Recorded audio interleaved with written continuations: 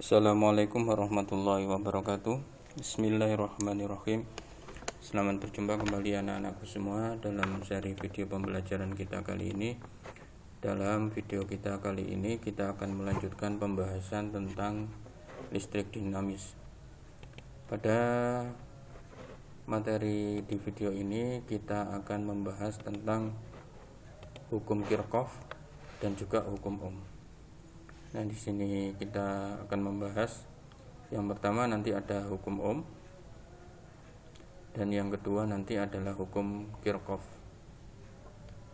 Baik, yang pertama hukum Ohm. Sebelum kita menginjak ke isi dari hukum Ohm tersebut, saya ingin memberi sedikit pengantar bahwa pada rangkaian listrik ada 3 komponen atau 3 besaran yang akan digunakan di hukum Ohm. Yang pertama, komponen tersebut atau besaran tersebut adalah arus listrik. Arus listrik disimbolkan dengan huruf I besar. Dia mempunyai satuan yaitu ampere. Disimbolkan dengan huruf A. Sebentar.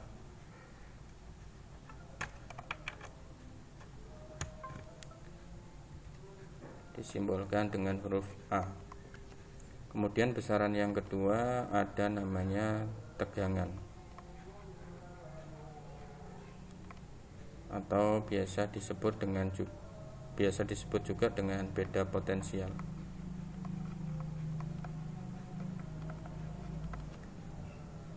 Disimbolkan dengan huruf P dan dia punya satuan volt. Disimbolkan dengan huruf V juga. Dan besaran yang terakhir adalah hambatan. Disimbolkan dengan huruf R. Dia punya satuan namanya ohm. Disimbolkan dengan lambang seperti ini. Nah, hubungan antara ketiga besaran ini dalam hukum Ohm dituliskan dengan persamaan I sama dengan P per R. Arus sama dengan tegangan dibagi hambatan, atau bisa juga V sama dengan I kali R. Nah, 3 besaran ini ada di dalam rangkaian. Jadi arus, tegangan, dan hambatan itu ada di dalam rangkaian. Nah, untuk memperjelas bagaimana hubungan antara arus, tegangan, dan juga hambatan ini, mari kita simulasikan dalam simulasi berikut ini. Nah, kita akan membuat sebuah rangkaian listrik sederhana di mana terdiri atas baterai, kemudian lampu, dan juga kabel. Kita ambil di sini, kita kasih kabel.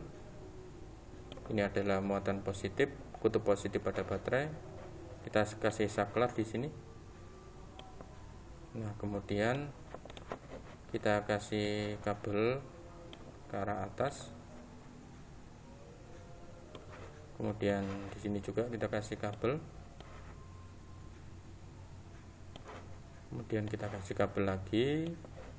Kita kasih bohlam lampu dan kita kasih kabel.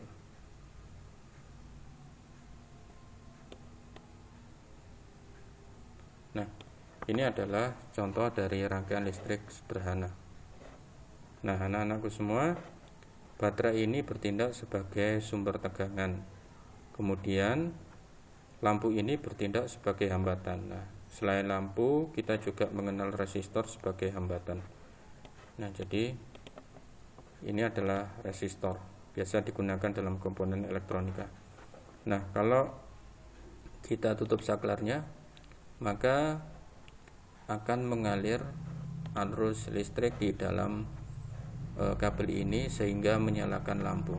Nah, seperti yang sudah kita bahas kemarin, ada 2 jenis aliran. Ada aliran elektron seperti ini, keluar dari kutub negatif masuk ke kutub positif, atau dari potensial rendah masuk ke potensial tinggi. Ada juga aliran arus listrik, yaitu keluar dari kutub positif atau potensial tinggi masuk ke kutub negatif. Nah, Berarti di sini sekarang 3 komponen hukum Ohm itu sudah ada tegangan, ada arus yang mengalir, dan juga ada hambatan. Nah, sekarang mari kita lihat hubungan-hubungannya. Baterai di sini punya tegangan 9 volt. Kalau kita naikkan, coba kalian perhatikan arus listriknya dan juga nyala lampunya. Kalau kita naikkan tegangannya sampai 24,5 volt, maka arusnya menjadi kencang atau menjadi lebih besar, dan nyala lampunya semakin terang. Kalau kita perbesar lagi, arusnya tambah kencang dan arah aliran arusnya kencang atau arusnya lebih besar, dan nyala lampunya lebih besar. Nah, sekarang kita kembalikan, kita pakai tegangan 15 volt. Nah, di sini anak-anakku semua, kita akan pasangkan sebuah alat ukur listrik. Di sini ada voltmeter dan ampermeter. Voltmeter adalah alat ukur listrik yang digunakan untuk mengukur tegangan, dan ampermeter digunakan untuk mengukur arus. Nah, gambarnya bermacam-macam, ada yang digital, ada yang analog. Analog itu yang pakai jarum seperti ini. Nah, ini namanya adalah basic meter. Basic meter ini biasanya digunakan di laboratorium sekolah untuk pengukuran tegangan dan arus. Ini di sini ada penutup yang bisa digeser. Kalau digeser ke sini huruf A muncul, maka dia mengukur arus. Kalau digeser ke sini seperti ini, dia mengukur tegangan. Nah, di sini ini adalah kutub negatif dihubungkan dengan kutub negatif.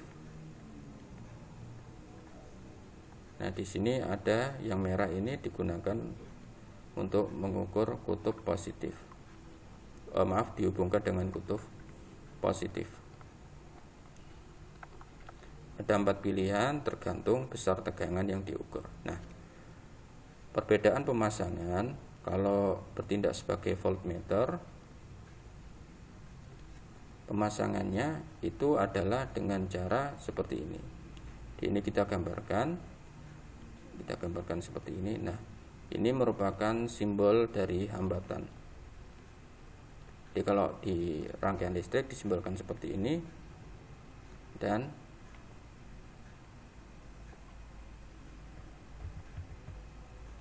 ini adalah simbol dari tegangan. Nah, ini ada 2 garis, satu panjang satu pendek. Yang panjang itu kutub positif dan pendek adalah kutub negatif. Otomatis arah arusnya ke sini. Ini I, ini V, ini R. Nah, untuk pemasangan voltmeter, pemasangannya itu adalah dengan seperti ini. Nah, istilahnya menjepit kepada bagian yang diukur tegangannya. Jadi ini mengukur tegangan dari sini sampai sini. Kemudian kalau bertindak sebagai ampermeter, dia dipasang tidak menjepit. Nah, jadi seperti ini hambatan. Ini adalah sumber tegangan. Ini R, ini V, arusnya keluar sini, naik sini, ini I. Nah, untuk ampermeter dia dipasangnya adalah, misalnya kita ingin mengukur arus di sini, maka dia dipasang begini. Nah, jadi tidak memotong bagian yang diukur. Nah, sekarang kita lihat di sini, kita kembali ke sini. Nah, kita pasangkan voltmeter di sini. Kita hubungkan dengan kutub positif, kita hubungkan dengan kutub negatif. Nah, anak-anakku semua, kalian lihat nilainya di sini terbaca 15,5 volt. Nah, ini kalau kita buka, nah, nilai tegangannya juga sama, 15,5 volt. Nah, di sini akan saya putus, akan saya beli resistor.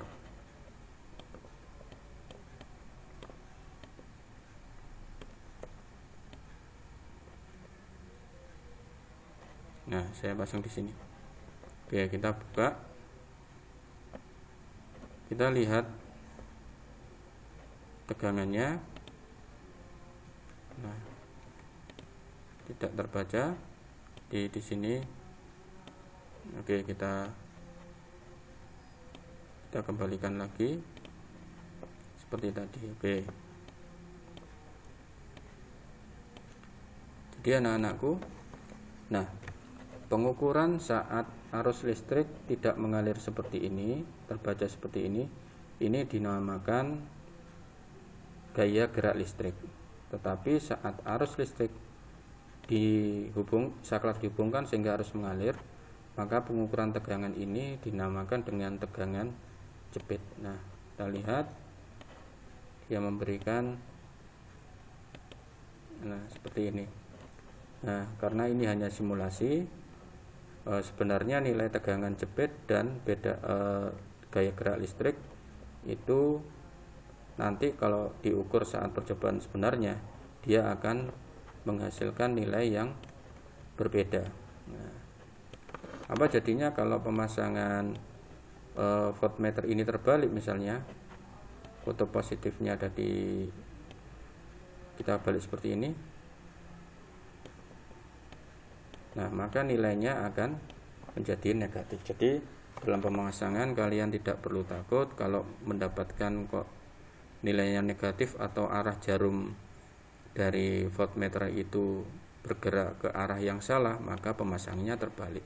Hanya tinggal dibalik saja seperti ini untuk pembenarannya. Nah, kita tuliskan di sini bahwa tadi ada istilahnya, ada gaya gerak listrik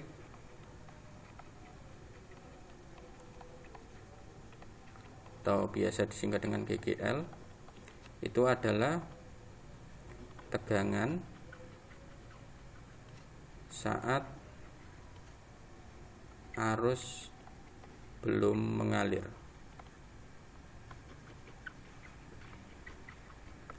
Nah, ada tegangan jepit,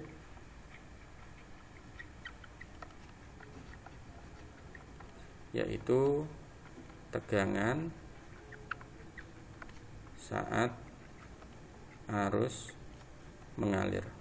Ya, jadi bedanya di situ, yaitu saat arus sudah mengalir maka nilainya adalah disebut tegangan jepit, kalau belum maka disebut dengan gaya gerak listrik. Nah, di sini kita akan lihat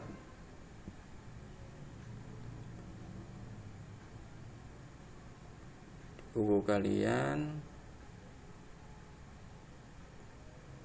tentang tegangan jepit dan GGL.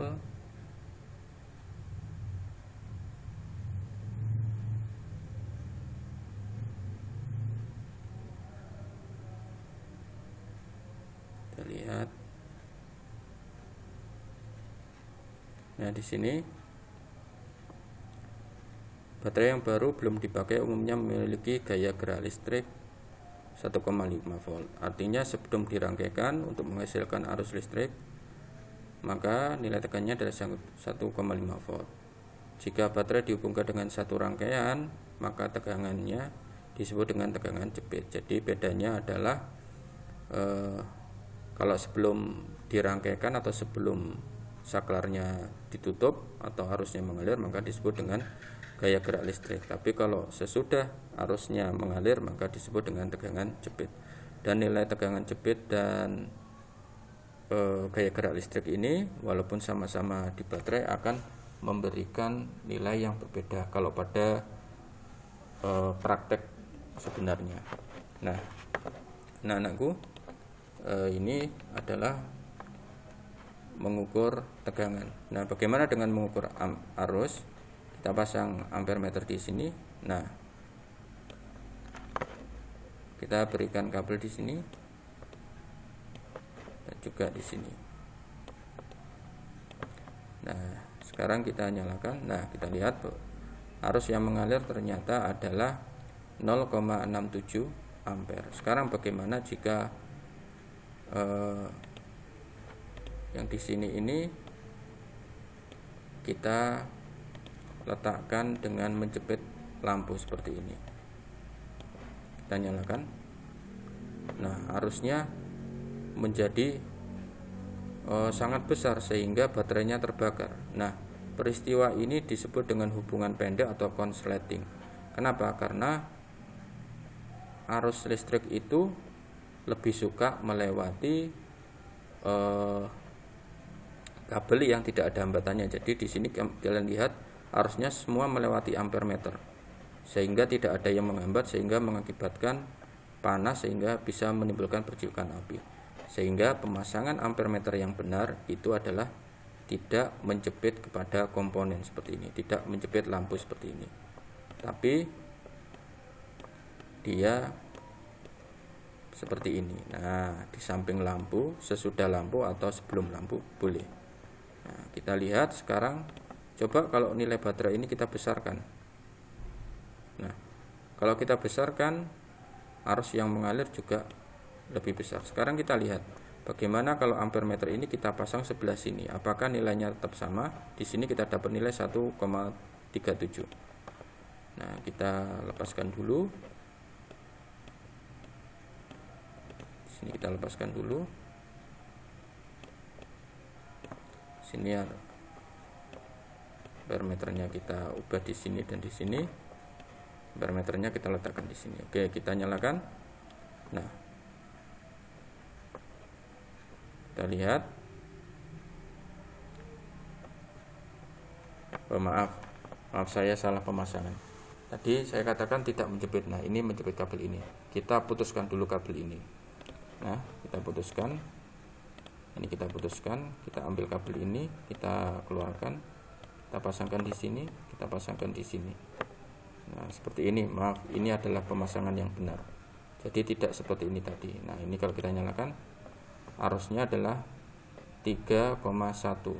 Sekarang kita kembalikan lagi ke sini, maka seharusnya memberikan nilai yang sama, 3,1. Oke, kita buka. Nah, kita kembalikan dia ke sini. Sini kita buka. Nah, kita lepaskan. Nah, ini kita lepaskan. Ampere meternya langsung kita pasang di sini. Nah, ini kabelnya kita singkirkan dahulu. Jadi nilainya adalah kita nyalakan. Nah, nilainya sama, 3,1 ampere.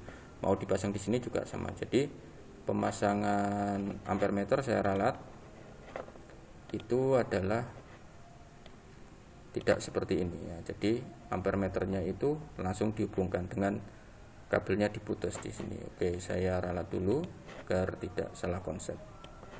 Nah, jadi pemasangan yang betul seperti ini. Nah, di sini ampere meternya. Jadi ampere meter harus dihubungkan langsung, tidak boleh menjepit seperti ini, bahkan menjepit kabel seperti ini juga tidak boleh. Maaf, jadi ini adalah ralatnya. Saya kasih ralat. Di sini adalah ralat. Oke. Nah, itu anak-anakku. Nah, sekarang kalau kalian sudah memahami tentang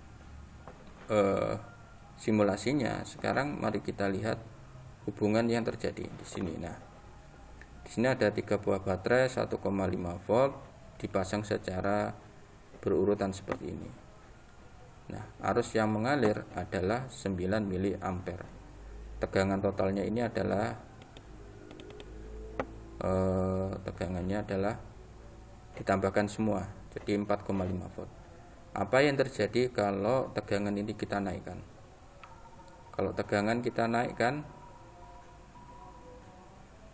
oke, kita kembali dulu. Arus pertama adalah 9 mA. Kalau tegangan kita naikkan,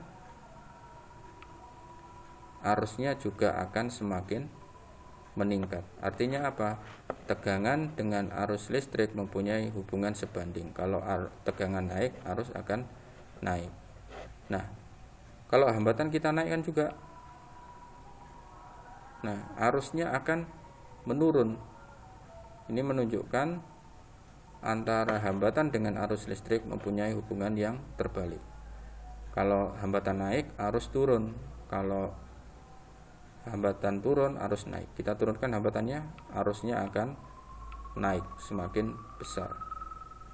Nah, itulah hubungannya antara tegangan, hambatan, dan arus listrik. Jadi tegangan dengan arus ini berbanding lurus. Kalau tegangan naik, arus naik. Tegangan turun, arus juga ikut turun. Tetapi kalau arus dengan hambatan hubungannya adalah berbanding terbalik. Kalau tegangan naik, arusnya akan turun. Kalau kalau hambatannya naik, arusnya turun. Kalau hambatannya turun, arusnya akan naik. Nah, jadi ini anak-anakku pengantar untuk hukum Ohm. Nah, sekarang kita menginjak yang kedua, yaitu hukum Kirchhoff. Tulis di sini hukum Kirchhoff. Nah, hukum Kirchhoff ini menyatakan bahwa sigma ini jumlah arus yang masuk sama dengan jumlah arus yang keluar. Maksudnya begini. Ini kalau ada tiga buah percabangan seperti ini, di sini ada arus yang masuk, maka di sini ada keluarnya menjadi 3 buah arus.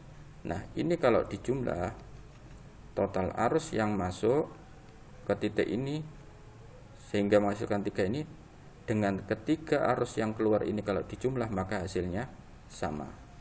Sekarang mari kita simulasikan. Ini saya betulkan dulu ke luar. Kita simulasikan hukum Kirchhoff. Oke, ini. Oke, kita reset. Kita kasih baterai di sini.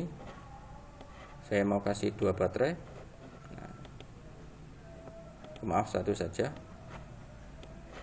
1 baterai, kemudian di sini saya kasih kabel, di sini saya kasih saklar.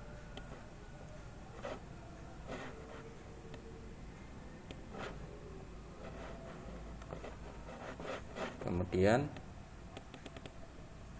di sini saya kasih kabel lagi. Nah, sekarang saya kasih kabel. Di sini saya kasih 2 kabel, 1 ke arah atas. Saya kasih kabel lagi 1 ke arah bawah. Yang atas kita kasih lampu juga, yang bawah kita kasih lampu. Oke. Kemudian kita kasih kabel lagi. Kita kasih kabel lagi.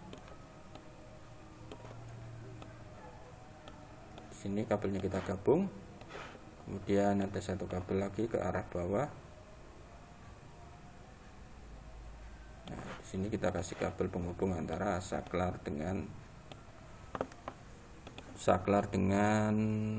kabelnya. Oke, kita nyalakan. Nah, kita tampilkan arah arus. Nah, sekarang saya akan bedakan nilai hambatannya. Di sini yang bawah 10 ohm, yang atas saya naikkan menjadi 25 ohm.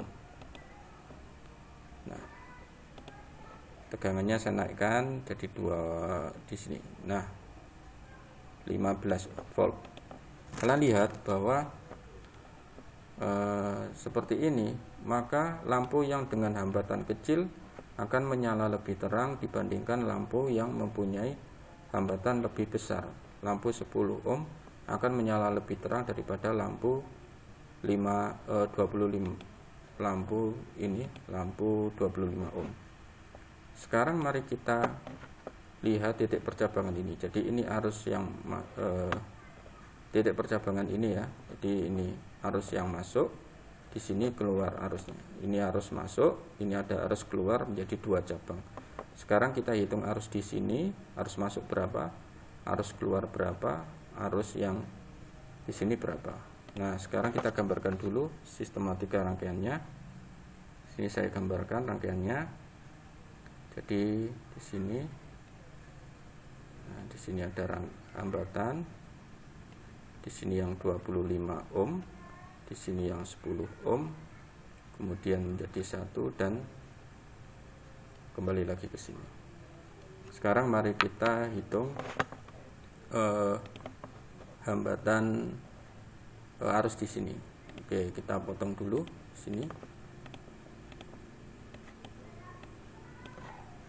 Nah, kita kasih ampere meter di sini. Oke, disinilah. Oke, kita kasih ampere meter di sini. Kita hubungkan lagi. Kita akan menghitung arus yang masuk. Nah, arus yang masuk terhitung 2,1. Mari kita tulis. Di sini arusnya adalah 2,1 ampere. Nah, akan keluar di sini. Sekarang kita hitung arus yang keluar di bagian atas. Nah, kita potong dulu.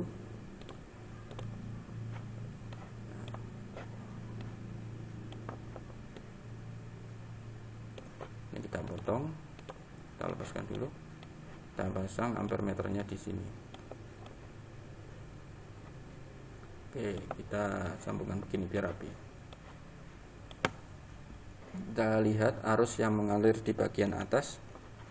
Arus yang mengalir di bagian atas adalah 0,6 ampere. Kita tulis arus yang mengalir di bagian atas 0,6 ampere. Sekarang kita hitung arus yang mengalir di bagian bawah. Kita potong.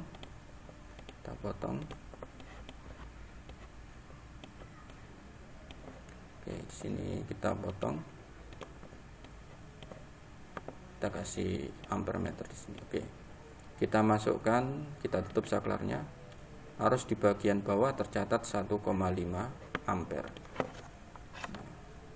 Arus di bagian bawah ini 1,5 ampere. Nah, tadi adalah persamaan hukum Kirchhoff adalah I masuk sama dengan I keluar. I masuknya 2,1 ampere, I keluarnya ada 1,5 plus 0,6. Maka hasilnya 1,5 tambah 0,6 2,1. Jadi arus yang masuk dengan arus yang keluar hasilnya sama. Jadi kalau misalnya ditambah 3 percabangan, maka kalau ditotal juga hasilnya akan sama. Ini adalah hukum Kirchhoff yang mudah. Nah, anak-anak semua, sekarang saya ingin menunjukkan sekali lagi tentang GGL dan tegangan jepit. Nah, di sini akan saya tunjukkan GGL dan tegangan jepit itu bisa berbeda. Baik, ini rangkaian sederhana saja dengan lampu. Kemudian ada saklar. Kemudian di sini ada kabel lagi. Oke, kita buka. Sekarang kita kasih voltmeter di sini. Satu dihubungkan ke kutub negatif baterai di sini atau di sini sama saja. Satu dihubungkan ke kutub positif baterai. Nah, sekarang hambatan baterai, hambatan dalam baterai. Jadi baterai ini sebenarnya kalau di kehidupan nyata dia punya hambatan dalam. Saya kasih hambatan dalamnya adalah 1 ohm. Maaf, di sini saya salah meletakkan. Nah, ini harusnya di sini. Nah, kalau sebelum ditutup, GGL-nya tercatat 9 volt. Karena selain ada, karena tegangan ini hanya dipengaruhi oleh hambatan baterai sebesar 1,5 ohm. Kalau kita tutup, nah, terbacanya menjadi 8,18. Nah, tadi awalnya 9, kita tutup menjadi 8,18. Karena apa? Setelah ditutup arus mengalir, maka hambatan yang berpengaruh ini ada hambatan dari lampu sebesar 10 ohm dan juga hambatan dalam dari baterai sebesar 1 ohm. Jadi pada kehidupan sehari-hari, nilai tegangan jepit, nilai gaya gerak listrik itu lebih besar daripada nilai tegangan jepit. Karena apa? Kalau tegangan jepit hanya dipengaruhi oleh hambatan dalam pada baterai, tetapi kalau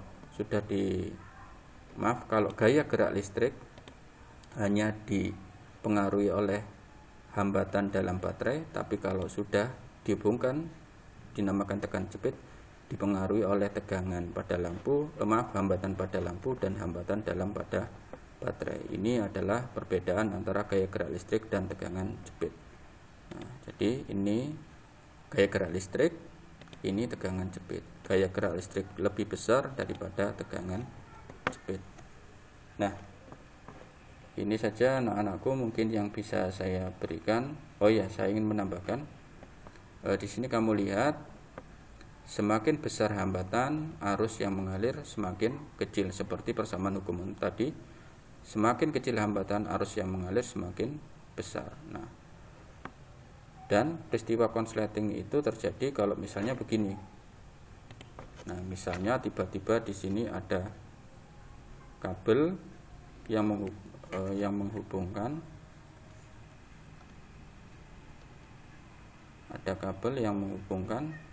dari sini ke sini tanpa adanya hambatan, maka seluruh arus listrik akan melewati kabel ini, tidak ada yang lewat sini.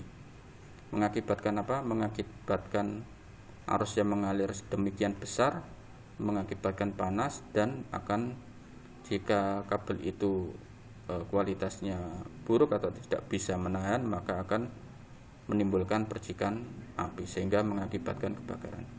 Baik anak-anakku semua, ini saja yang bisa saya sampaikan tentang hukum Ohm dan hukum Kirchhoff. Kita ulangi, kalau hukum Ohm itu persamaannya I sama dengan V per R, arus sama dengan tegangan dibagi hambatan. Kalau hukum Kirchhoff yaitu arus yang masuk ke titik dan arus yang keluar dari suatu titik akan sama besarnya. Baik, terima kasih anak-anakku semua. Itu saja yang bisa saya sampaikan dalam video pembelajaran kita kali ini. Saya akhiri video kita kali ini. Assalamualaikum. Saya lupa menyampaikan, tetap semangat, tetap belajar, dan tetap berdoa kepada Allah Subhanahu wa taala. Saya akhiri. Assalamualaikum warahmatullahi wabarakatuh.